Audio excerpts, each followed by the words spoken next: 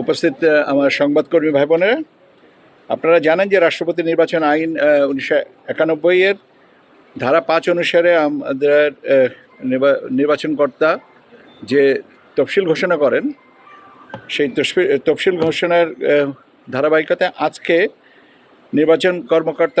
নির্বাচনী কর্তার কাছে মনোনয়নপত্র দাখিলের তারিখ সকাল 10টা থেকে বিকাল 4টা পর্যন্ত।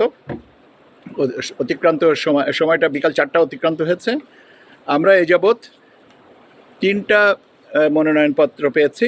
3টার ভিতরে একজনা ডক্টর অলি আহমেদ বীর বিক্রম, ওনার মনোনয়নপত্র পেয়েছে 2টা, আর মির্জা ফখরুল ইসলাম আলমগীর ওনার মনোনয়নপত্র পেয়েছে 1টা। কাজে প্রকারান্তরে এই মুহূর্তে আমাদের কাছে প্রতিদ্বন্দ্বী প্রার্থী হচ্ছেন 2জনা।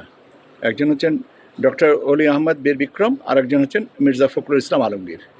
আমরা আগামী 16 তারিখ সকাল 10টা থেকে এই মনোনয়নপত্রগুলো যথাযথ আছে কিনা যাচাই বাছাই করব। এই যাচাই বাছাই আমাদেরকে সহযোগিতা করার জন্য জাতীয় সংসদ সচিবালয় থেকে ওনাদের একজন কর্মকর্তা আসবেন ওনাদের সিগনেচারগুলো ভেরিফিকেশন করার জন্যে। তো এই পর্যন্ত এখন আপনারা 16 তারিখ আবার আমি মনোনয়নপত্র যাচাইয়ের পথে বৈধতার বিষয়টা তখন জানিয়ে দেব। ধন্যবাদ আপনাদের সবাইকে।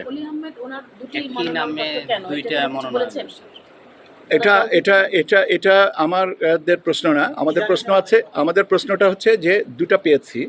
যাচাই বাছাইয়ের পরে আমরা যেটা আইন অনুযায়ী যেটা প্রথমটাই যদি বৈধ হয়ে যায় দ্বিতীয়টার বাছাই করার দরকার নেই। কেন দিয়েছেন এটা তো ওনরা বলবেন, আমি কি করে বলবো। ধন্যবাদ আপনাদেরকে।